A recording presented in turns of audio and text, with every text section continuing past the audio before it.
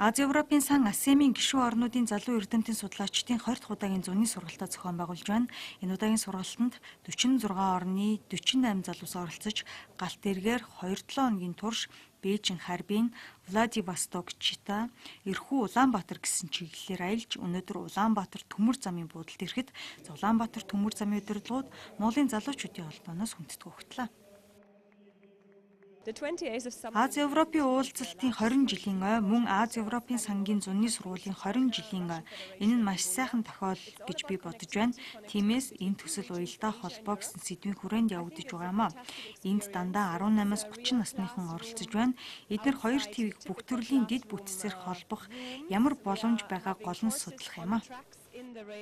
Дэд үтстэй холбоотой ямархуу төвөгтэй шийдэх ёстой асуудал энэ бүс нутагт байна гэдэг талаар өөртөө шийдэл олж авах, санал болгох, өөртөөхөө саналыг тухайн улс орнуудын тийм уулзтуудад эрх баригч нарт одоо санал болгох тийм зорилготой. Хот тус бүр дээр жижиг сэдвээр одоо юу гэдгийг төвлөрч хурал зүйл дөөнүүд нь явагдаж байгаа. Владивосток жишээ нь далайн тавь, Читад бол жишээ нь ард түмнийхээ хоорондын ер нь түүхэн талаасаа, нийгмийн талаасаа хамарсан тийм сэдвүүдээр хүрээнд явагдаж байгаа гэж хэлж болно доо.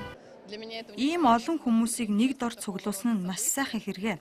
Залуучууд бид хамтдаа асуудлыг олж харж, гарц шийдлийг хамтдаа хэлэлцэж байгаа нь цаашид хоёр тийм дэд бүтцийг хөгжүүлэхэд хувь нэмрээ оруулна гэдэгт итгэлтэй байна.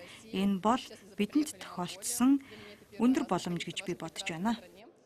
Голдуу тээврийн болон худалдааны салбарт мэрэгжил эзэмшсэн залуус өрөнд орныг тээврийн бүхэл төрлийн дэд бүтцээр холбох хоёр твийн уялдаа холбоог сайжруулах бодлогын хүрээнд энэ удаагийн сургалтаа анх удаа галт эргээр аялан зохион байгуулж байгаа юм байна. Аяллаа багийнхан аян замдаа тухайн очисон улс орныхон талаар сургалт мэдээлэл авч харилцан судалгаа шинжилгээнийхээ ажлын талаар туршлага солилцож байгаагаа залуус инхүү ярьцгаасан юм а. Жил бүр болдог зуны шалгуур нь улс бүрээс нэг хүнийг сонгон шалгаруулж оролцуулдаг бөгөөд жил бүр өөр сэдвтэй болдог уламжлалтай юм байна.